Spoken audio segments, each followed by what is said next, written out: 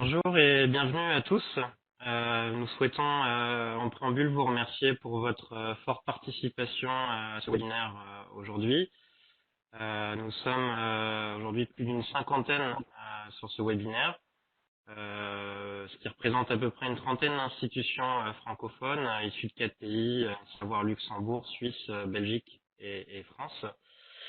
Donc merci encore. Je pense que ça traduit pour votre participation. Je pense que ça traduit un fort intérêt pour le thème que nous allons développer aujourd'hui, à savoir en quoi notre nouvelle solution RapidALL peut vous permettre de bénéficier d'un outil de prêt inter ou en bibliothèque en fonction de vos pays, agile, économique, performant pour le prêt dématérialisé de ressources entre partenaires internationaux et francophones.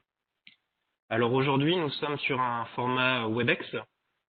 Donc, on vous invite à, comme je vais le présenter sur le slide suivant, à poser toutes questions. Alors, je ne sais pas si Maud, tu peux faire suivre le slide. C'est fait. Ah, ok, je le vois pas. Ok, il vient de s'afficher. Merci. Donc, nous sommes sur un format WebEx, c'est-à-dire que vos micros sont coupés par défaut.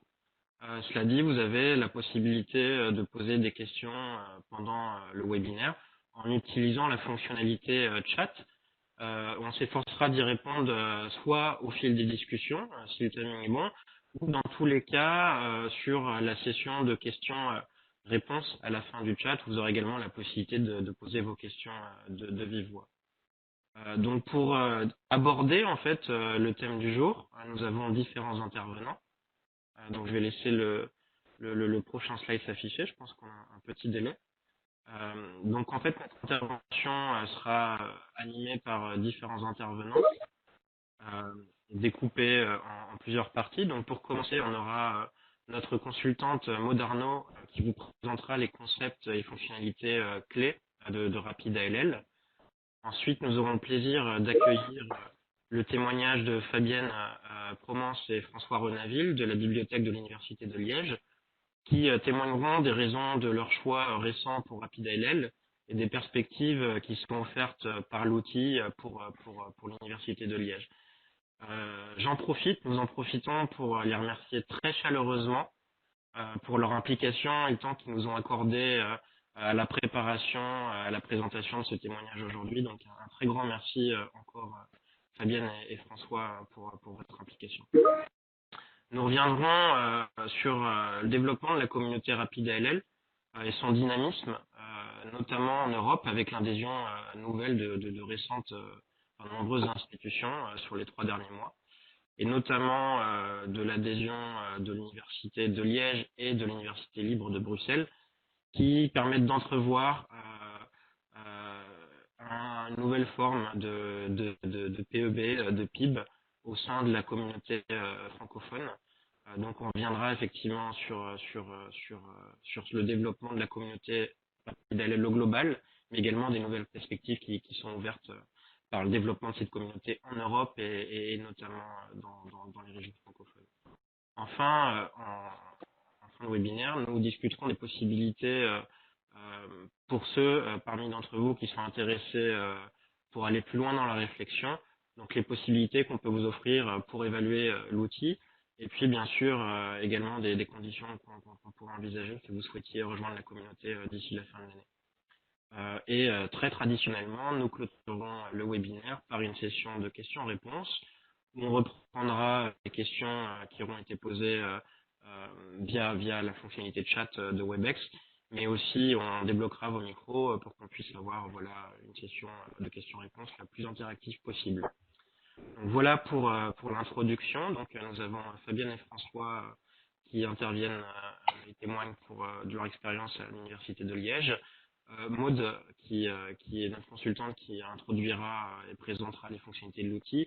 Et juste à savoir, donc, puisque nous travaillons aujourd'hui sur une communauté de 4 pays, vos interlocuteurs principaux auprès d'Exlibris, donc si vous êtes si vous faites partie d'institutions françaises et suisses, sont votre interlocuteur principal reste Tristan Loquet.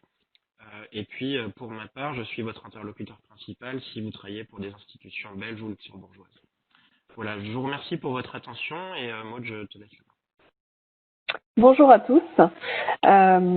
Merci de nous donner l'occasion de vous parler de RapidALL. Donc, avant de rentrer dans le vif du sujet de cette présentation, je veux revenir en fait en quelques slides sur notre solution RapidALL, essayer de vous la présenter, d'où elle vient, que fait-elle exactement.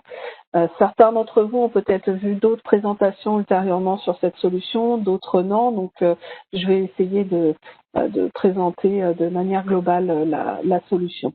D'abord, en premier lieu, cette solution, elle a été conçue par le personnel des bibliothèques de l'Université de l'État du Colorado à la suite d'une inondation qui a été assez dévastatrice pour eux en 1997. Ils ont perdu une partie de leurs fonds et ils ont été amenés à réfléchir à comment reconstruire et surtout offrir un service différent et se protéger éventuellement malheureusement de ce type de désastre à venir. La force de cette solution, du coup, c'est qu'elle réside dans le fait qu'elle s'est construite autour de la communauté des bibliothèques qui l'utilisent. Donc, ça a été d'abord construit par les bibliothécaires de cette université aux États-Unis et ensuite, un réseau s'est mis en place et les services ont été mis en place par ce réseau qui compte aujourd'hui plus de 380 bibliothèques dans le monde, c'est quand même important. Et l'objectif commun en fait de ces membres de RapidALL, c'est vraiment d'obtenir du matériel pour les bibliothèques partenaires évidemment, qui ont accepté un délai d'exécution rapide et qui donc souhaitent échanger des demandes d'articles ou de chapitres de livres ou du matériel électronique.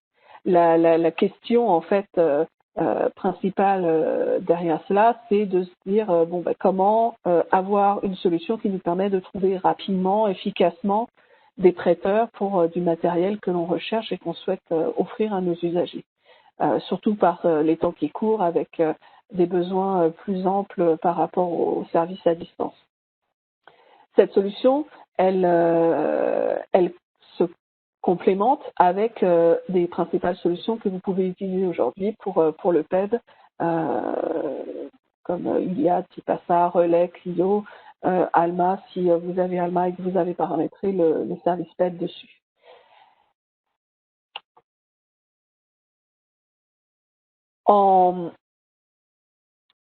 Si on regarde un peu nos statistiques d'usage par rapport à RapidALL dans le monde sur ces 380 bibliothèques utilisatrices, à l'heure d'aujourd'hui, on a constaté qu'en utilisant ce service, vous pouvez réduire jusqu'à 50% le temps de traitement de vos emprunts, de vos prêts, tout en livrant 95% de vos demandes, et ceci en moins de 24 heures. Et ça c'est l'engagement, on va dire, de notre solution. Mais pour être honnête avec vous, dans la pratique, le délai moyen de RapidALL pour exécuter les demandes est inférieur à 12 heures, ce qui évidemment est nettement mieux que tout ce que nos clients ont connu auparavant comme système PEB. Et du coup,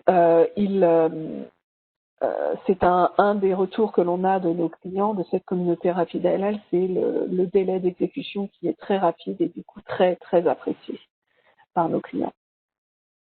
Alors, si on veut rentrer un peu plus dans le détail de la solution, qu'est-ce qui rend RapidALL unique sur le marché actuellement?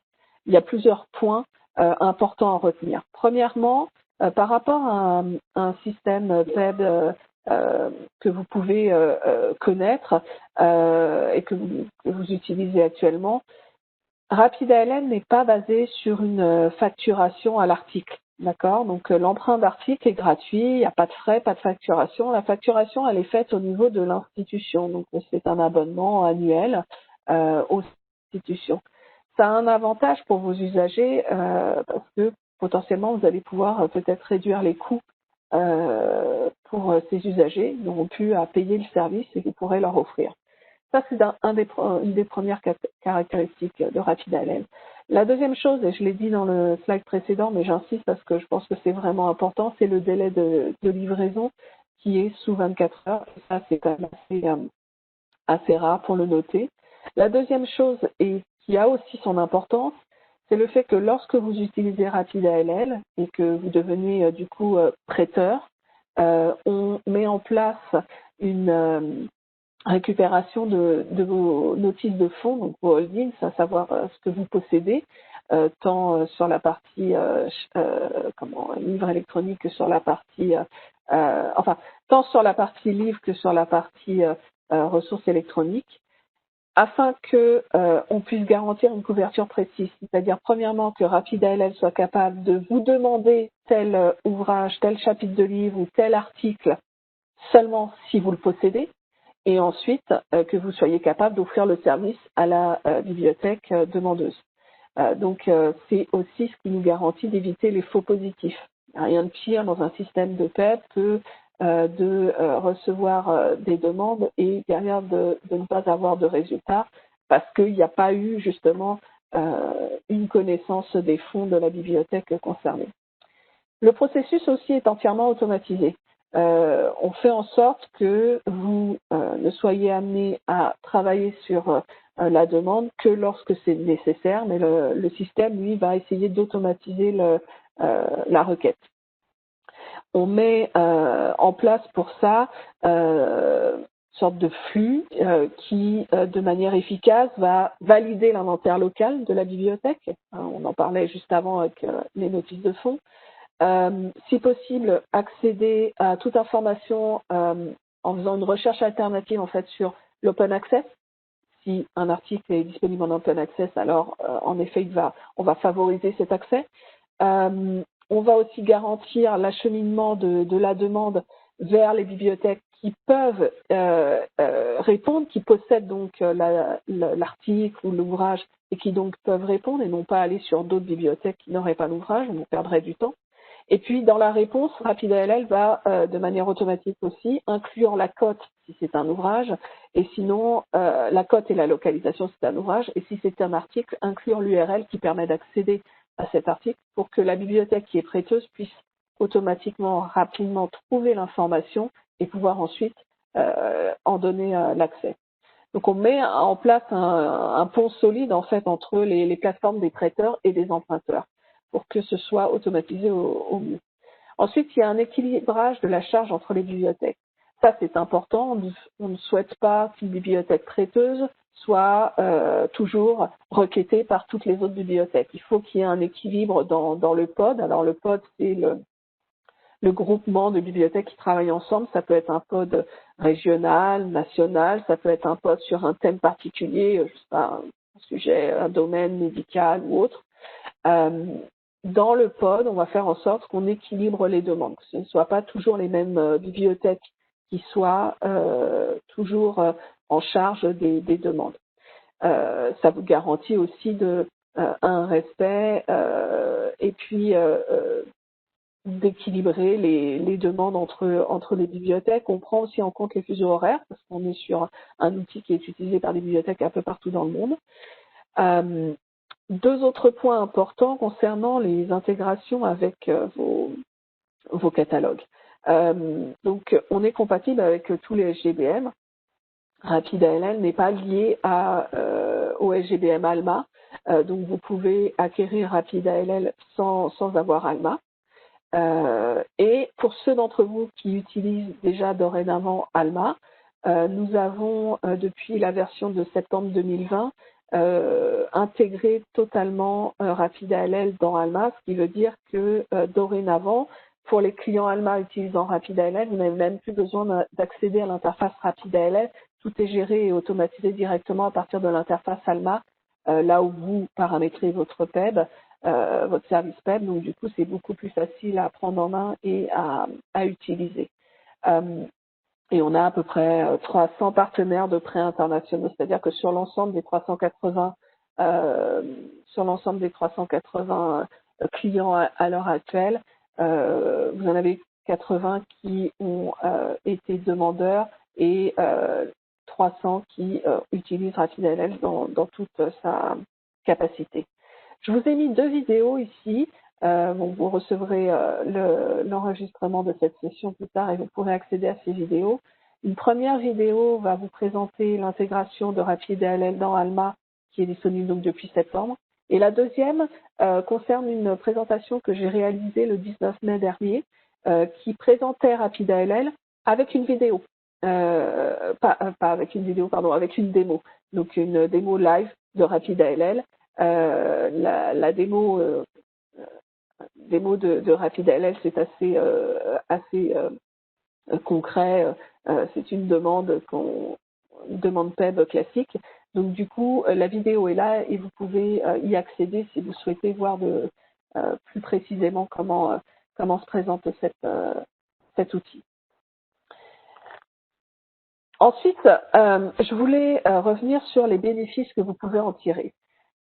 Je pense qu'il faut vraiment se rappeler, quand on parle de RapidALL, que ça a été conçu par les bibliothécaires, pas pour des bibliothécaires, d'accord, de base. Nous, on a Exibris racheté ce service ensuite pour proposer la solution à nos clients. Mais c'est vraiment un service au départ qui a été conçu par vos pairs. Il est vraiment conçu autour de cette communauté d'utilisateurs et pour rendre un service réciproque dans les 24 heures avec autant que possible un respect justement de cet acheminement rapide. Il est centralisé et standardisé et il fonctionne sur différentes plateformes de gestion de bibliothèque. C'est important de garder ceci en tête. Vous n'avez pas besoin de médiation du personnel. On essaye d'automatiser ces demandes au maximum. Intégration avec les solutions de gestion et de découverte Exibris, oui, en l'occurrence, mais aussi avec vos autres services si vous en utilisez d'autres. Et une intégration transparente dans vos workflows pour vraiment s'articuler autour de votre gestion du pré-entre bibliothèque ou interbibliothèque. Il est simple à appréhender et à utiliser. Il n'y a pas besoin d'une formation précise pour pouvoir utiliser RapidALL. C'est un outil qui est très très simple à mettre en place. Et enfin, avec l'intégration, vu qu'on récupère vos données de fond, on va pouvoir vraiment mettre un accent sur vos revues, vos ouvrages, pour donner un accès vraiment concis et précis sur en tout cas savoir ce que vous possédez pour pouvoir aider les autres bibliothèques le cas échéant. Donc c'est vraiment, je pense, un point important à garder en tête. Enfin, pour terminer sur mon introduction, ma présentation générale de RapidALL, je voulais revenir sur deux choses. Ce service, on a commencé à le présenter en Europe depuis, je dirais depuis 1 an, et puis vraiment depuis cette année, depuis 2020. Il y a eu forcément une montée en charge, entre guillemets, de la demande autour de ce type de service avec l'arrivée du Covid, évidemment, le contexte actuel et surtout la période du printemps où beaucoup d'entre nous ont été confinés avec des bibliothèques fermées, des services à distance à mettre en place, etc. Ce service, du coup, est devenu vraiment d'autant plus important à mettre en place dans vos bibliothèques.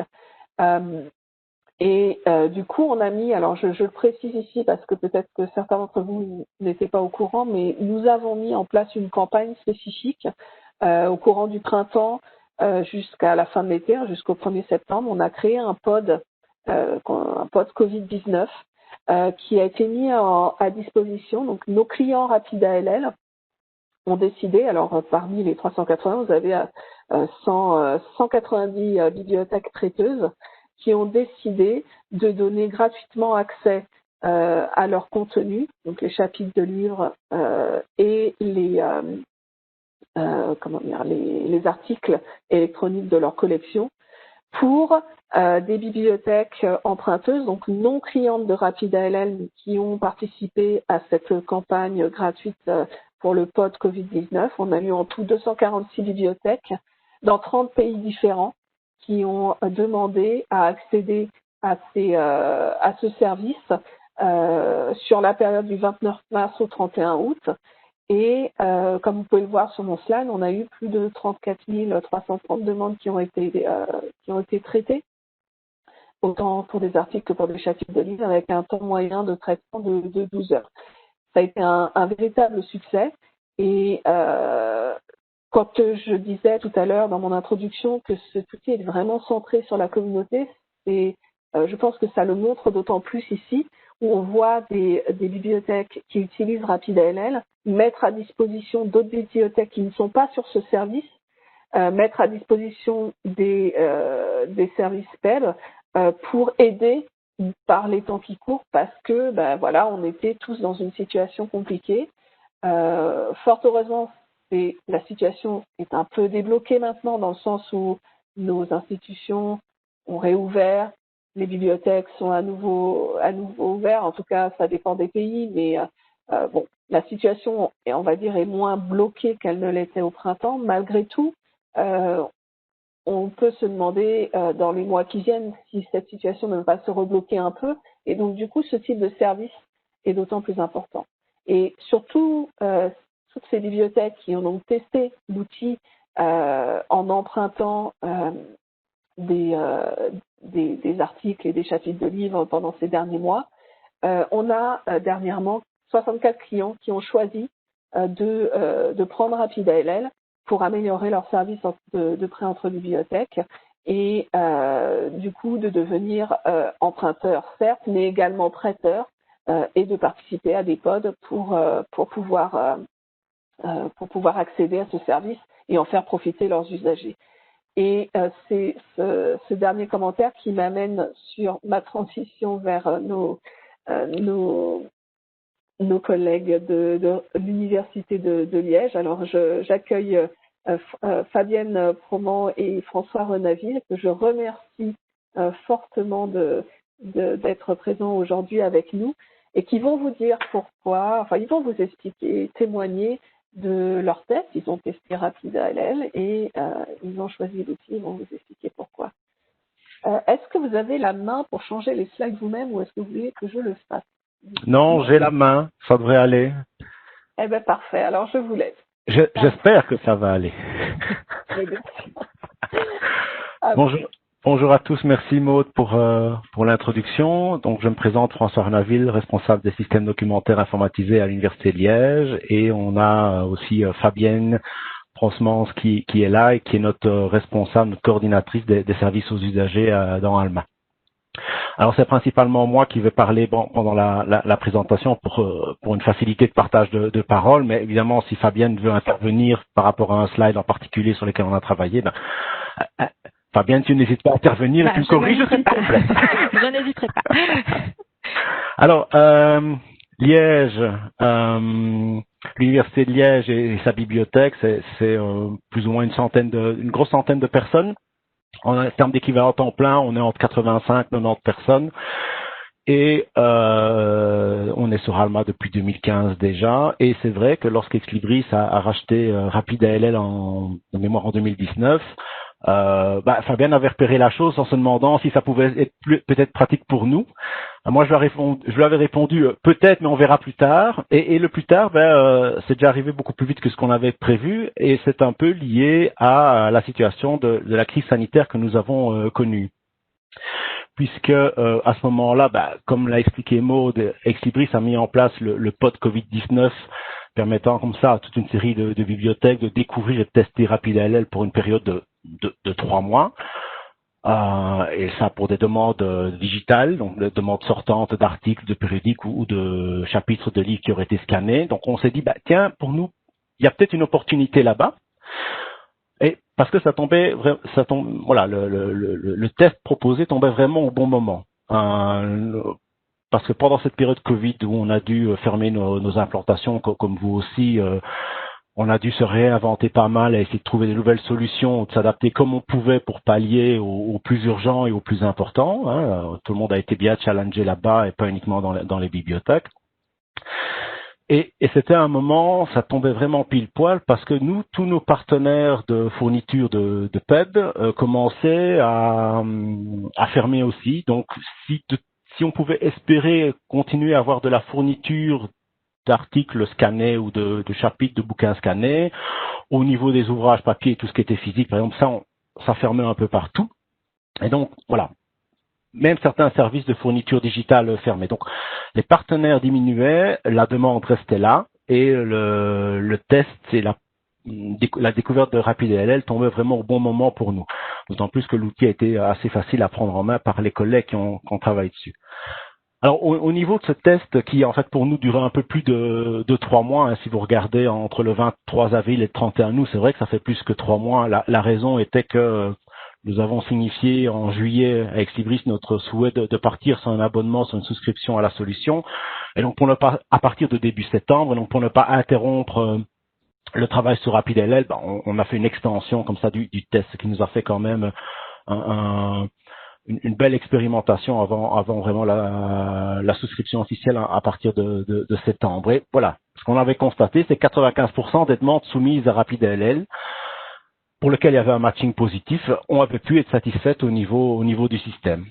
Donc, comme l'a expliqué Maud, on transmet des données de holding quand on est vraiment partenaire prêteur sur RapidDLL, et donc dans les 190 bibliothèques qu'on jouait le jeu, à chaque fois qu'il y avait une demande de notre côté, il y avait un test de matching automatique par le système pour voir si un des partenaires avait le fascicule de périodique, avait le bouquin en question pour avoir la copie.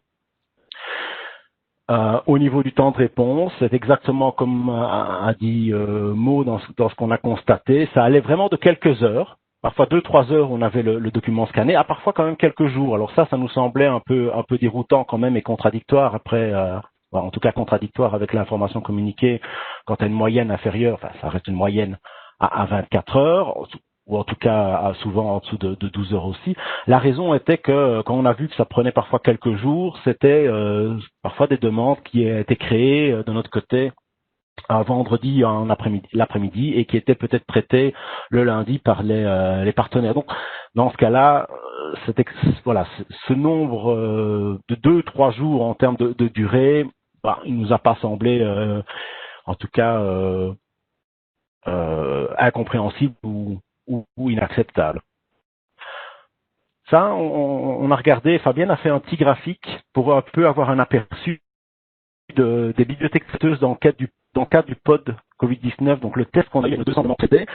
Et alors, Maud vous a dit, il y a 190 bibliothèques qui ont participé, qui ont accepté de prêter leur collection. Là-dedans, nous, on a quand même été servis par 82 bibliothèques. Certains n'ont fourni qu'un article, d'autres 2 articles. Voilà, on voit très bien la répartition sur toutes les bibliothèques qui ont participé et qui ont fourni des documents de la charge de travail. Voilà, celle avec qui on a eu le plus de contacts, qui nous a plus livré, c'est 11 items et ça vient de New York University. Toutes les autres, vous voyez, ça va décrescendo. Donc c'est vraiment une belle répartition et nous, on n'est pas encore vraiment, on est en train de s'installer en tant que bibliothèque prêteuse aussi. Je vais en parler pour après. On sera bien curieux de voir aussi après la charge et la répartition qu'on aura dans le système. On a souscrit donc à RapidDLL à partir de début septembre. Là, on a commencé à... Vous avez le même type de graphique. On a remis ici en bas où on voit là sur un peu un gros mois, 5 semaines, les bibliothèques qui nous ont fourni. Donc, on n'a pas encore énormément de demandes qui sont passées dans le système parce qu'on considère RapidDLL pour le moment comme un des partenaires, une des plateformes en plus avec lesquelles on travaille et pas une plateforme exclusive. Même si à terme, on va sans doute la faire passer en plateforme prioritaire. Et quand je dis à terme, c'est à très court terme. On a pris la souscription et donc le pod Covid-19 de test a été clôturé et on a été intégré à différents pods qui existent avec d'autres bibliothèques.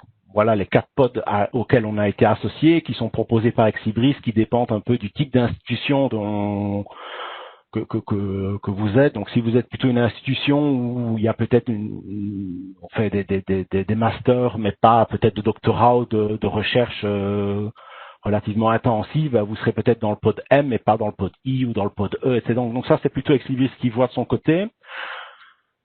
Et peut-être à garder à l'esprit pour l'intégration des pods, des différents pods qui existent au niveau de RapidDLL, c'est intéressant d'en joindre plus d'un évidemment, mais il ne faut pas non plus en joindre trop parce que plus on est dans des pods, plus on est susceptible aussi d'être sollicité en tant que fournisseur, ce qui est tout à fait normal. Et donc ça c'est quelque chose sur lequel on s'interroge vraiment nous ici en tout début de partie, c'est voir, trouver le bon équilibre entre les pods là, un peu les pods par défaut fournis par Exibris, avec une majorité de partenaires pour le moment qui sont anglo-saxons et particulièrement américains ou australiens, et on espère voir arriver un peu plus d'Européens prochainement. C'est de voir un peu l'équilibre qu'on doit atteindre en termes de nombre de pods dans lequel il vaut mieux être ou pas. Alors pourquoi est-ce qu'on a décidé de souscrire à RapidALL? Ce qui nous a beaucoup plu, il y a plusieurs facteurs. Ce qui nous a beaucoup plu, c'est l'intégration rapide à Alma qu'on pouvait avoir. Donc au moment du test, il n'y avait pas encore cette intégration à Alma, comme a dit Maud, c'est arrivé avec la release du mois de septembre, où là on a des profils de publication de données, je vais en parler peu après, qui permettent d'automatiser le système. Ce qui était chouette dans cette intégration pour nous, c'est que, ici, la majeure partie des collègues qui travaillent dans le PEB chez nous, à Liège, les collègues qui font partie du staff PEB, c'est plus ou moins un équivalent temps plein, mais réparti sur 6 personnes. Donc, vraiment du travail partiel pour ces 6 personnes, avec un travail en tour de rôle, etc., des rotations, et une bonne communication qui se fait entre les agents pour la répartition de la charge et du travail. Donc, RapidALL, ça s'intègre avec Alma. On travaille maintenant, on travaillait en tout cas principalement avec la plateforme belge Impala et la plateforme allemande Subito. Subito construit au milieu des années 90, Impala construit au tout début des années 90 par l'université d'Anvers. Au début, c'était un projet local et puis ça s'est bien développé hors de la sphère anversoise et c'est maintenant devenu la plateforme belge de PEB entre les bibliothèques de recherche et bibliothèques publiques. Le souci d'Impala, c'est qu'il n'y a plus vraiment de désir, de souhait de développement du côté de l'université d'Anvers dans la solution. Et donc, on n'a pas d'intégration, d'automatisation possible avec Alma. Ce qui nous contraignait de notre côté soit à travailler principalement avec Impala et avoir nos données dans Impala, mais pas dans Alma. Or, comme on utilise, nous, la solution du PEB Resource Sharing côté Alma, et qu'on y tient quand même pour avoir des données les plus consolidées possibles et les plus fortes possibles côté du SGB, on a des collègues qui sont contraints dans toute une série de cas de figure à une double saisie des données. Et ça on n'aimait pas. Donc on était vraiment demandeur d'une intégration Impala-Alma, mais qui malheureusement n'a pas vu le jour et nous avons eu la confirmation que voilà, il n'y avait pas de développement prévu là-dedans côté Impala. Donc RapidALL, pour nous, c'était intéressant de le voir arriver, vu l'intégration qui était annoncée. Dans RapidALL, ce qu'on a beaucoup apprécié aussi, c'est toute une série de composants du workflow qui peuvent être rendus automatiques pour éviter des manipulations, des opérations de la part des collègues. En tout cas, quand ça peut être automatisé. Par exemple, on a une demande PEB qui est créée, une demande sortante qui est créée dans Alma. Cette demande, il faut l'assigner à un partenaire pour être traitée. On peut faire en sorte que, pour autant que ce soit une demande qui requiert une fourniture sous format digital, donc un article de produit scanné ou un chapitre de bouquin scanné, on peut dire que, OK, RapidALL, c'est le partenaire prioritaire. Ce qui évite comme ça un opérateur, quand la demande est créée, que la demande reste en attente de Alma avant que l'opérateur ne commence ne doive prendre la main dessus. Et en plus, non seulement on peut dire que RapidALL va être le partenaire prioritaire pour les demandes numériques, on peut aussi faire en sorte que l'envoi d'Alma vers RapidALL soit automatique. Donc ça, nous, on ne l'a pas encore activé, on va le rendre actif bientôt. On préférait faire les choses progressivement avec les collègues. Donc on peut très bien imaginer un cas de figure où la demande est créée par un usager via Primo, via la service page, passe dans Alma et automatiquement est poussée par RapidALL. C'est un cas rêvé, si on est un jour en soirée, en fin d'après-midi ou le week-end, la demande, elle est déjà côté RapidALL avant même qu'un opérateur puisse prendre la main dessus ou ne doive prendre la main dessus pour en fait faire exactement la même chose que la procédure automatique qu'on vient de définir. Et en plus de cela, le troisième point, c'est qu'on peut faire en sorte également que lorsque le fichier sera fourni et sera disponible sur RapidALL dans lequel nous n'allons plus, puisque c'est intégré à Alma, le fichier passe dans Alma et on peut aussi faire en sorte qu'il soit directement adressé à l'usager demandeur. Donc, sans nécessairement avoir un opérateur qui prend la main pour dire « Ok, ce fichier-là, maintenant, je clôture la demande et on envoie le fichier au demandeur. » Tout cela peut être automatisé. Cela, on n'a pas encore fait, mais c'est prévu pour plus tard. On veut vraiment faire les choses pas trop vite pour ne pas brusquer certaines étapes, mais c'est quelque chose qui nous semble super intéressant pour cela. typiquement le cas de figure où on a une demande qui arrive peut-être un vendredi et on peut espérer que durant le week-end, pour autant que ce soit envoyé à un partenaire qui travaille le week-end, ce soit livré. Ou même une demande créée, j'invente, le mercredi à 18 heures, le service de PEB est fermé, mais la demande passe chez Impala à un partenaire américain qui, lui, est en pleine heure de travail normale et le demandeur est fourni le mercredi en soirée, quelques heures après que sa demande a été créée. Donc, sans que même, nous, de notre côté, en tant qu'opérateur, on ait eu à travailler dessus, on soit même conscient qu'une demande a été satisfaite. Ça nous semblait très intéressant. Un troisième point qu'on aimait bien aussi, c'est la diminution. On a mis diminution des frais, mais en fait, c'est pas, le mot frais n'est sans doute pas opportun. On aurait dû mettre diminution des coûts. Et on met un point d'interrogation parce que je pense que c'est une question, enfin, je sais que c'est une question que d'autres bibliothèques se sont demandées pour en avoir parlé avec elles. Et à mon avis, c'est une question qu'on se pose tous en passant à RapidLL. Est-ce que, voilà, il y a un retour sur investissement en termes de souscription complémentaire par rapport aux frais qu'on peut avoir. Donc, on l'a pas recalculé de notre côté parce que c'était quelque chose d'extrêmement difficile à faire. Donc on fait un peu on fait le pari que ça peut être utile en termes de procédure pour nous et on y croit vraiment. Ce qu'il ne faut pas perdre de vue, c'est qu'en termes de coût au niveau du service PEB, c'est la charge de travail qui coûte le plus cher. C'est pas tant la fourniture d'un item qu'on a et il faut peut-être rembourser un petit peu le partenaire de quelques euros des services si on demande une participation aux frais aux usagers de quelques euros éventuellement. Ce qui coûte surtout dans le service, c'est la charge de personnel. Je dis, on a un équivalent temps plein. Voilà, vous connaissez un peu les frais de personnel, combien ça peut coûter. Pour le service, plus le travail est lourd côté du personnel, plus il y a les opérations manuelles à faire, plus ça coûte cher en termes de personnel aussi. Donc notre volonté, c'était peut-être aussi de se dire, pas sans toucher au personnel impliqué dedans, est-ce que peut-être avec Impala et peut-être diminuer toute une série de frais, parce que si on considère Impala, pardon, j'ai dit Impala, mais je pensais à RapidLL, si on considère RapidLL comme partenaire privilégié pour la fourniture, est-ce qu'on va alors diminuer le nombre de demandes sur Impala et Subito, où là il y a une facturation à la pièce, et parfois très élevée côté Subito. Est-ce qu'on peut comme ça rééquilibrer les choses, quitte parfois, si on va vers une diminution des coûts de ce qu'on demande aux usagers, voire une suppression, et peut-être avec comme corollaire une augmentation des demandes des demandes PEP de la part des usagers si le service devient moins cher ou gratuit. Est-ce que ça peut être couvert par l'automatisation des procédures côté RapidLL? Donc ça, c'est vraiment un pari et une stratégie à avoir au niveau de l'institution. Nous, ça tombait bien au niveau du test RapidLL parce qu'on avait reçu une demande, Fabienne et moi, du management, du comité de direction de la bibliothèque pour réfléchir à peut-être une diminution des coûts de frais de PEP qu'on demande aux usagers. Donc on a reçu un mandat pour travailler sur une étude, un travail là-dessus sur lequel on est toujours pour le moment. Et là, voir RapidLL qui arrivait comme ça dans le scénario, dans le débat, ça nous semblait intéressant dans le cadre de cette réflexion-là. Donc c'était vraiment quelque chose d'intéressant.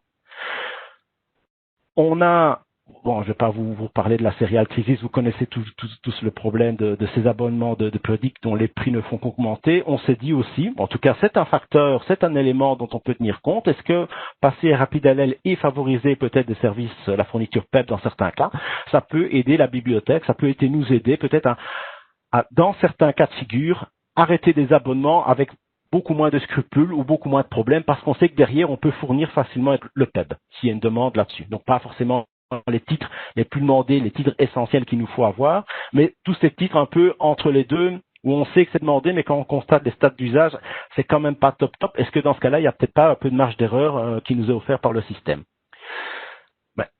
C'est à expérimenter. Et le dernier point qui a été relativement, j'ai envie de dire déterminant, c'est le retour positif des collègues de l'équipe PIB suite au test. Ça, c'est clair que si on n'avait pas reçu un retour positif de leur part au niveau de l'utilisation de RapidLL, on n'aurait sans doute pas été vers une souscription. Alors, au niveau configuration dans Alma, c'est assez simple. On doit d'abord créer un partenaire RapidLL. C'est assez évidemment, pour nous, je dis c'est assez simple parce qu'on travaille déjà avec tout ce qui est PEB dans Alma avec le resource sharing, donc la prise en main était extrêmement simple. Il faut configurer un partenaire RapidLL. Il faut définir une règle pour que le partenaire soit attribué automatiquement, comme j'ai dit, à chaque demande sortante quand c'est un format digital. Et pour les demandes entrantes, c'est là qu'il y a un peu plus de travail et c'est lié notamment à cette intégration qui est arrivée avec la release du mois de septembre 2020. C'est définir des sets et des profils de publication avec, si on veut, une mise à jour quotidienne par OAI-PMH. Donc ça a beaucoup de souplesse là-bas au niveau de la régularité de la mise à jour de nos données pour les pousser sur RapidLL et pour proposer, comme ça, voilà, ça c'est nos états de collection, ça c'est ce qu'on met à disposition de la communauté RapidLL en tant que prêteur, en tant que lender. Et on travaille à la fois sur de l'électronique, et là l'information se trouve au niveau des collections électroniques, pas au niveau des portfolios, mais on travaille également sur les collections physiques, au niveau des ouvrages et des périodiques. Et alors là, Exlibris a, de son côté, on l'a pas encore expérimenté parce que c'est sur quoi on travaille maintenant, des règles de normalisation qui permettent de lire les données textuelles du holding en 866 ou bien les éléments d'items qui sont fournis pour voir dans quelle mesure, en effet, ça, on a bien tel volume, on a bien tel fascicule, etc. Pour éviter, comme l'a dit Maud tout à l'heure, un maximum de faux positifs s'il y a moyen. Alors, ça demande assez de boulot pour le moment pour nous à mettre en place. Non pas que ce soit techniquement compliqué, mais disons que j'ai envie de dire que c'est un peu là qu'on voit la limite de l'intégration entre les deux produits, parce qu'on a deux produits. On a bien Alma, on a RapidLL. RapidLL construit, comme l'a dit Maud, par une autre bibliothèque il y a quelque temps déjà. Donc le profil est là, mais voilà, la façon dont on peut construire nos sets demande un peu de temps, puisque par exemple pour les collections physiques, il faut qu'on puisse fournir au niveau des sets l'information à chaque fois au niveau de la localisation. Je veux bien, parce que ceux qui travaillent avec Alma savent bien que tout ce qui est les données de mise à disposition en termes de fulfillment sont souvent gérées au niveau de la localisation. Donc l'information qu'on a dans le holding en 852 $C.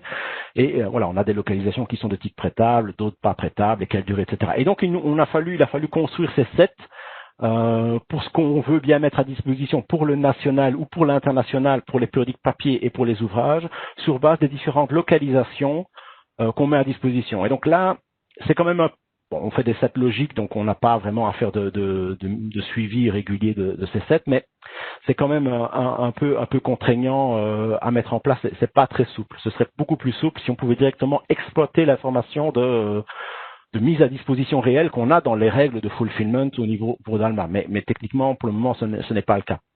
Pareil pour les collections électroniques. Si on veut fournir des collections électroniques d'e-book ou de périodiques à RapidLL pour dire, OK, ça, on veut bien le fournir au niveau national ou au niveau international, parce qu'il y a les deux, en fonction des licences qu'on signe avec les providers, avec les fournisseurs, on peut très bien fournir des documents PEB rien qu'en national et parfois aussi à l'international, mais pas forcément à l'international avec certains fournisseurs. Donc, comment est-ce qu'on fait pour traiter cela? On exploite la composante licence dans Alma pour référencer tout ce qu'on peut faire avec les contrats signés avec nos fournisseurs. Donc, c'est un travail qui se fait de notre côté pour définir vraiment chaque contrat, chaque plateforme, qu'est-ce qu'on peut exploiter là-bas. Et notamment, il y a des clauses relatives au PEB. Eh bien, malheureusement, voilà, pour exploiter les collections électroniques, pour le moment, il faut exploiter une certaine valeur qu'on met dans une note interne. Je passe les détails. Ce qui est bien, c'est qu'on puisse vraiment exploiter cette information qu'on met au niveau de la licence. Et c'est là que je dis que on voit la limite qui existe maintenant entre RapidLL et Alma. Mais j'ose espérer, parce que je sais qu'Exlibris travaille à la solution Rapido, qui est en fait, à mon avis, une espèce de pas successeur, mais en tout cas de RapidLL intégré à Alma. Je ne sais pas comment le définir. À mon avis, peut-être que Maud ou Nicolas dirait ça mieux que moi.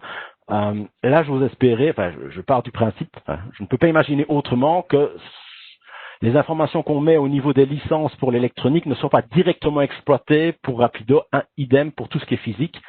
Que l'information se trouve à la source sans devoir jongler avec des sets complémentaires. Mais bon, ça j'anticipe peut-être, on nous dira peut-être ce qu'il en est plus tard. Mais ça, j'ai envie de dire, c'est les deux petites limites, les deux petits bémols que j'aurais par rapport justement à cette intégration, mais pour lequel sinon ça me semble assez bien.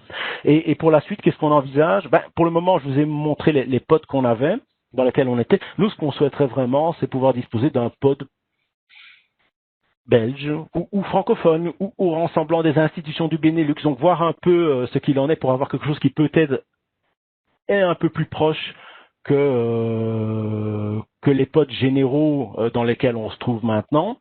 Il faut savoir que pour faire un pod, officiellement, il faut 7 institutions minimum. En Israël, ils ont un pod parce qu'ils sont 10, 12 peut-être au niveau d'un pod israélien, donc ça se met bien. Voilà, par exemple, en Belgique, on n'est pas assez nombreux pour le moment. Vous avez l'Université libre de Bruxelles qui est passée sur RapidAL il n'y a pas longtemps. Il y a l'Université de Gand aussi, il y a la KU Leuven. Donc avec Liège, on est 4. 4 c'est pas assez. Voilà, s'il pouvait y avoir, c'est vrai, quelques clients francophones, je fais un petit appel. Ça nous ferait très plaisir pour essayer de débloquer cette situation-là. Et il y aurait peut-être quelque chose à faire au niveau win-win là-dedans. On est très curieux avec Fabienne de voir comment le ROTA va s'organiser. Donc ça, Maud vous l'expliquait, je vous ai montré un graphique où on répartissait, on voyait bien la charge répartie. Ça, c'est quelque chose sur lequel on s'interroge vraiment après un peu d'expérience en tant que lender, après quelques mois, voir comment les choses vont être réparties pour être sûr. On n'a pas peur d'avoir une surcharge de mort, mais on serait vraiment curieux de voir comment les choses se mettent en place. Et surtout, encore plus intéressant de notre côté, c'est de voir dans quelle mesure ce qu'on a comme fonds particuliers à Liège, en particulier, on va dire, des fonds francophones, mais je crois que c'est aussi valable pour l'Université libre de Bruxelles ou Gand ou la KU Leuven, de voir l'intérêt que ces fonds peuvent avoir hors de Belgique. Donc, au niveau de nos abonnements papier ou des anciens abonnements papier, au niveau de ce qu'on a sur Kern, sur Open Edition. Donc, tous ces fonds papier ou électroniques qui sont peut-être avec un score beaucoup plus francophone ou belgo-belge, voir un peu dans quelle mesure ça peut intéresser des bibliothèques qui ne sont pas en Belgique. Pour la suite aussi, on va quand même suivre assez bien l'évolution de la solution Rapido, donc j'ai mentionné tout à l'heure, qui va être là vraiment intégré pleinement à Alma pour voir comment les choses vont se passer. Et on va continuer avec Impala parce que si RapidLL est l'acteur prioritaire, il ne va pas être exclusif. Notamment, Impala va être nécessaire pour tout ce qui est fourniture physique, puisque RapidL ne travaille que sur le format digital. Et enfin, on a aussi dans les cartons, ça c'est un vieux projet qu'on n'a pas pu déployer, mais c'est vraiment quelque chose qu'on aimerait bien faire avec des institutions belges qui sont sur Alma.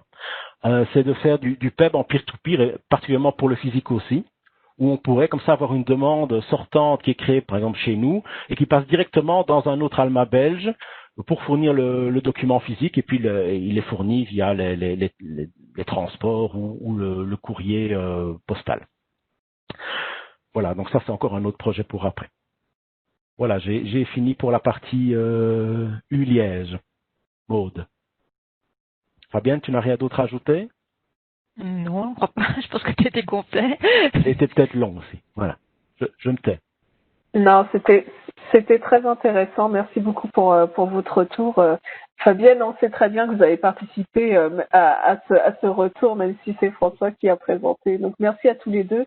C'était vraiment un super retour et je vais laisser mes collègues Nicolas et Tristan pour les derniers points qu'on voulait vous présenter avant les questions. Merci. Parfait. Merci encore Fabienne, merci François. C'est un témoignage vraiment très riche, très instructif. J'espère que voilà vous avez apprécié. Bien sûr, on pourra revenir sur les questions à la fin de la présentation. Alors, je suis pas certain de pouvoir changer les slides. Je sais pas si Maud, tu as ce... Alors normalement tu peux, mais je peux le faire, je passe. Pas de problème. Je veux bien. Je veux bien, s'il te plaît. Donc oui, l'idée, effectivement, donc je pense que maintenant vous avez effectivement un aperçu tant sur les fonctionnalités de RapidLL, mais que sur les bénéfices d'usage, notamment grâce à l'intervention de l'Université de Liège. On souhaite revenir un peu, vous donner plus de perspectives sur la communauté en fait RapidLL aujourd'hui. Donc concrètement, RapidLL, on a aujourd'hui plus de 380 clients qui utilisent la solution et parmi eux, plus de 300 partenaires de prêt, c'est-à-dire à la fois prêteurs et emprunteurs. Historiquement, RapidLL a été développé aux États-Unis et par conséquent, traditionnellement, la base client est en majorité constituée d'institutions nord-américaines.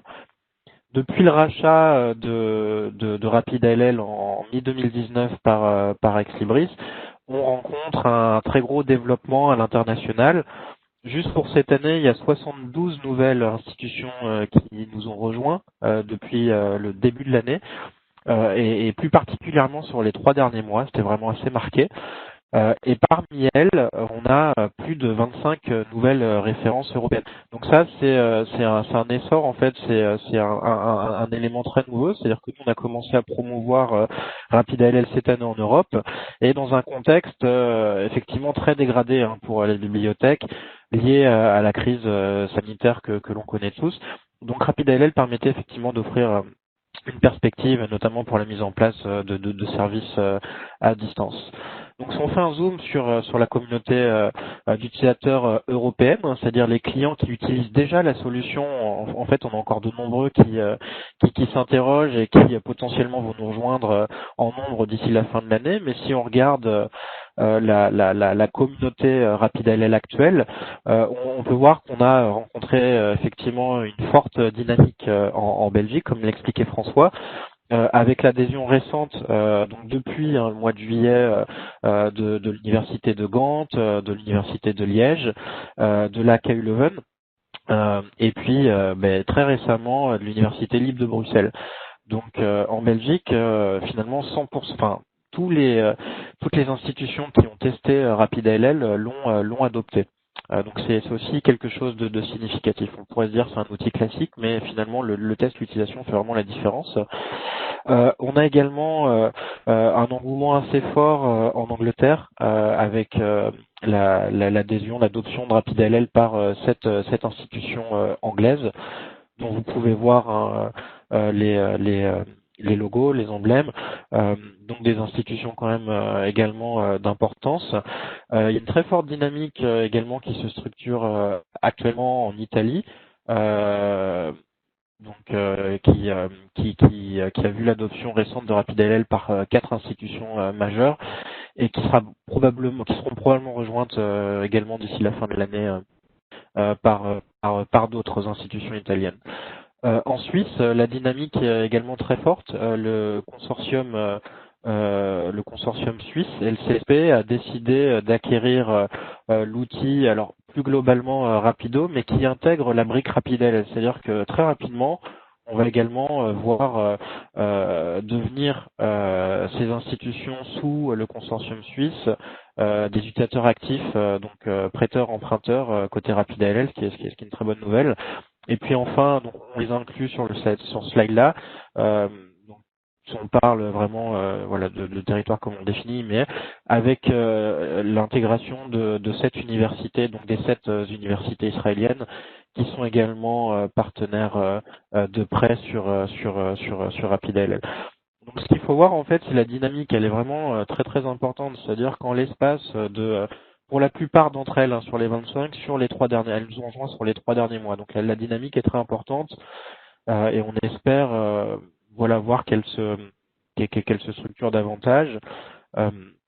Bruxelles, l'Université libre de Bruxelles et l'Université de Liège ont vraiment ouvert la porte à la création d'une communauté RapidALL francophone. Alors il ne faut pas perdre de vue que la plupart des échanges PIB ou PEP se font sur la littérature en langue anglaise. Donc là concrètement, avec RapidALL, vous serez bien évidemment servi. Et le principal attrait, c'est de pouvoir avoir une plateforme qui automatise et facilite le prêt de ressources digitales sans contrainte, sans coût, sans facturation à l'échelle internationale. La valeur ajoutée qu'on souhaite apporter, c'est la constitution de cette communauté ou de ce pod francophone qui permettrait de mettre en valeur des collections francophones et de se les échanger entre acteurs francophones sans les barrières en fait imposées par les solutions actuelles, qu'elles soient nationales ou commerciales. Donc c'est vraiment l'objectif sur lequel on souhaite travailler. Et d'ailleurs, on vous remercie de votre intérêt aussi sur la thématique de ce webinaire qui porte clairement ce message. Et donc voilà, Bruxelles et Liège ont ouvert la porte et on espère que vous serez nombreux à les rejoindre pour bénéficier de tous les avantages de RapidALL. Donc c'est vraiment notre objectif prioritaire. On le voit, les délais de réflexion, de décision sur des solutions comme RapidALL sont assez courts parce que la solution est abordable, parce qu'elle vous permet d'imaginer très rapidement de pouvoir justifier et d'avoir des retours sur l'investissement que vous pourriez faire sur la plateforme. Et d'une, parce qu'elle vous garantit une continuité de service dans le contexte dégradé que l'on connaît actuellement, où la plupart des bibliothèques ont dû fermer leurs locaux, les ouvrent ponctuellement avec toujours cette question de savoir si elles vont pas fermer dans les prochaines semaines. Donc RapidALL propose vraiment une continuité de service pour vos usagers et répond vraiment aux enjeux actuels. L'autre bénéfice quand même de RapidALL, c'est d'offrir cette garantie financière, c'est-à-dire que concrètement, on s'oriente très certainement vers une crise économique majeure qui peut avoir des impacts sur vos budgets, sur vos choix, notamment en termes de résiliation. Hein, donc, quid si vous deviez résilier telle ou telle ressource? Est-ce que vous pourrez continuer à servir vos usagers qui en font la demande? Mais également peut-être des ressources que vous avez imaginé acquérir et que vous ne pourrez pas acquérir dans les prochains mois, les prochaines années pour raisons budgétaires. Donc, RapidALL vous offre finalement cette garantie de pouvoir accéder à un maximum de références à moindre coût, voire sans coût, hein, puisqu'il n'y a pas de frais de transaction. Les seuls frais qui sont facturés sont des frais de plateforme. L'autre point, c'est de pouvoir développer finalement vos échanges PEB, c'est-à-dire les mettre, offrir le PEB ou les demandes PEB à tout type d'utilisateur sans restriction et d'augmenter vos usages sans spécialement avoir une note salée à la fin de l'année, puisque tous les coûts concernant RapidALL sont forfaitisés. Donc on a vraiment une communauté très dynamique, hein, on l'a vu sur les chiffres par exemple du mois de septembre, hein, donc 123 000 demandes de prêts ont été enregistrées sur la plateforme. Sur ces 123 000 demandes, 97% d'entre elles ont été positives et donc sous un délai inférieur à 12 heures. Donc c'est quand même aussi quelque chose d'assez exclusif, d'assez exceptionnel à RapidALL, sachant qu'on parle encore d'une communauté internationale. Donc voilà, donc pour ceux d'entre vous qui seraient intéressés pour aller plus loin, pour poursuivre la réflexion, on est évidemment disponible. On souhaite vous accompagner dans cette réflexion. On peut vous proposer de mettre en place dans un premier temps un test. Donc on propose des tests de 2 semaines. On pourra peut-être les étendre en fonction des besoins et des réflexions. L'idée, c'est d'émuler aussi au niveau de la communauté. Donc, si on a la possibilité de réaliser ces tests pour l'ensemble des institutions sur la même période, ce qui nous permettra de créer un groupe de discussion qui pourra prendre en compte vos réflexions, contraintes spécifiques. On le sait, le contexte est différent dans chaque pays, donc il y a des questions sous-jacentes à traiter. Et c'est toujours mieux de le faire en groupe, si vous voulez, que les questions d'une institution puissent bénéficier à toutes les autres. Donc, on se tient à votre disposition. Et pour ce faire, si vous souhaitez poursuivre la discussion avec la mise en place d'une démo suivie d'un test, mon collègue Tristan, qui s'occupe de la France et de la Suisse, et moi-même pour le Luxembourg et la Belgique, on est vraiment à votre disposition pour organiser la suite.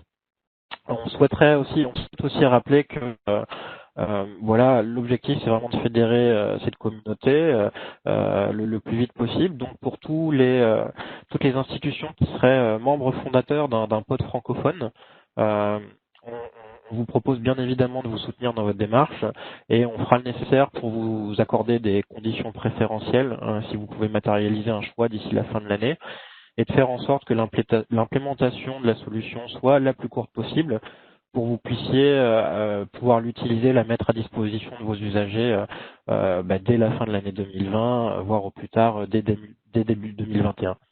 Donc voilà, donc c'est vraiment l'objectif sur lequel on travaille et on souhaite effectivement nous rendre disponibles. Donc à l'issue du webinaire, n'hésitez pas à nous contacter. On viendra vers vous également individuellement pour recueillir vos impressions.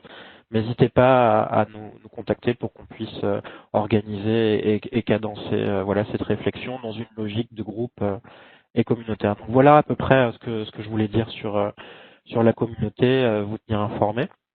Et donc on approche de la fin de nos interventions. Et effectivement, à partir de maintenant, on est disponible pour répondre à toutes vos questions, qu'elles aient été posées via le chat ou des questions que vous souhaiteriez nous poser oralement. Donc, pour ce faire, on va développer, vous allez pouvoir débloquer vos micros. Voilà, merci encore pour votre attention. Donc, concernant les questions, Mathilde, est-ce que nous avons des questions? Alors, la première question qui t'est posée, je pense que moi tu pourras y répondre, c'est comment se fait en fait la mise en place de RapidALL dans notre environnement. Oui, ok. Donc deux choses. Côté emprunteur, c'est vraiment très rapide, ça se fait en quelques minutes. Il y a une configuration qui est minimale du côté de votre service PEB, juste pour qu'ensuite vous puissiez accéder à un pod dans RapidALL. Le côté qui prend plus de temps, c'est le côté prêteur. Alors, je ne vais pas rentrer en détail pour ceux d'entre vous qui ont Alma, parce que je pense que François l'a bien précisé dans sa présentation. Le côté Alma, ça se fait via un publishing profile avec un moissonnage OAI où on gère des règles de normalisation, etc. Mais peut-être m'adresser aux clients qui éventuellement ici ne s'utiliseraient pas Alma. Juste pour préciser, c'est un petit peu différent quand vous n'avez pas Alma. Quand vous n'avez pas Alma, en fait, on a besoin à minima d'informations concernant vos collections. Donc, on a besoin d'un identifiant standard, évidemment ISSN, ISBN, voire numéro OCLC, ça marche aussi. Le titre, le lieu, donc généralement une collection physique ou une base de données électronique, la cote. Et puis pour les articles électroniques et pour les articles électroniques évidemment un lien vers l'article en question. Les années volume détenu, on a besoin d'avoir la couverture de vos abonnements, année de publication pour les livres. Ensuite, à partir de ces informations-là, vous présentez dans un format alors, il me semble que ça peut être Excel et puis il y a d'autres formats possibles, ces informations dans un fichier que vous chargez sur une page. Donc il y a une page dédiée pour rapide pour les clients non Alma sur lesquels en fait vous téléchargez vous-même ces données ou un échantillon de ces données au départ. L'échantillon soit à peu près de plus de 100 notices pour ensuite qu'on puisse examiner les données et les charger et les traiter pour obtenir une complétude par rapport à vos fonds. Donc ça, c'est important. Et il y a un dernier point qui est important, c'est de régler la question du statut du prêt. Parce qu'évidemment, vous pouvez décider, plusieurs statuts existent et vous pouvez décider de prêter à tous, de prêter que pour un pays, de prêter uniquement pour ce type de demande, etc. Donc il y a plusieurs statuts qui existent et que vous pouvez évidemment choisir. Le dernier point qui est important, c'est les mises à jour. Selon l'outil que vous utilisez dans Alma, vous pouvez programmer le publishing profile pour être lancé régulièrement, à intervalles réguliers. Si vous n'êtes pas avec Alma, c'est pareil. Soit vous avez un moyen d'automatiser le process, soit vous allez charger par vous-même les données dans la page qui permet de le faire dans RapidALL. Voilà. Super, Maud, merci beaucoup. Je vois d'autres questions à laquelles je pense qu'on a déjà répondu, notamment quelle est la liste des partenaires présents dans la communauté RapidALL. Je vois aussi que l'heure tourne, donc une dernière question et on répondra aux autres par écrit. Sommes-nous obligés d'accepter toutes les demandes reçues et de les traiter en moins de 24 heures? Alors, il n'y a pas d'obligation dans le service. Ce qu'il faut retenir, c'est que lorsque vous êtes prêteur, évidemment, quand on vous demande de prêter attention, si RapidALL vous envoie une demande, on sait que vous avez la possibilité dans vos collections d'y répondre. Maintenant, ce qu'on demande à nos clients, c'est d'y répondre autant que possible, d'accord? Mais si le cas échéant, vous ne pouvez pas, pour une raison ou pour une autre, ça vous regarde, ce qu'on vous demande, c'est de rejeter la demande. Parce que tant que la demande n'est pas rejetée, RapidALL va considérer que vous êtes le meilleur candidat pour y répondre et du coup va bloquer l'accès à la réponse par d'autres. Donc voilà, c'est la seule chose qu'on demande, mais il n'y a absolument pas d'obligation. Vous avez le droit de rejeter une demande tout à fait. Très bien, merci Maud. Donc comme évoqué précédemment, je pense que nous répondrons à l'ensemble des questions par écrit et on enverra à tous les participants du coup les questions et les réponses qui pourra permettre d'informer tout le monde de la même manière. Voilà. Entendu, merci Mathilde. Bien, nous arrivons à la fin de ce webinaire, donc nous allons le clôturer. Un grand merci encore pour votre forte participation. On vous le rappelle, on est vraiment à votre disposition pour vous apporter tout élément d'information complémentaire si vous souhaitiez poursuivre la réflexion. Nous souhaitons de nouveau remercier très chaleureusement Fabienne et François pour ce témoignage aujourd'hui qui était très pertinent, très très riche, très instructif. Donc merci encore à vous pour votre temps et votre implication. Et puis merci Maud et Tristan également pour vos interventions. Donc à bientôt et voilà dans l'attente de continuer la discussion avec vous tous. Merci, très bonne journée, au revoir. Au revoir. Merci, bonne journée. Au revoir.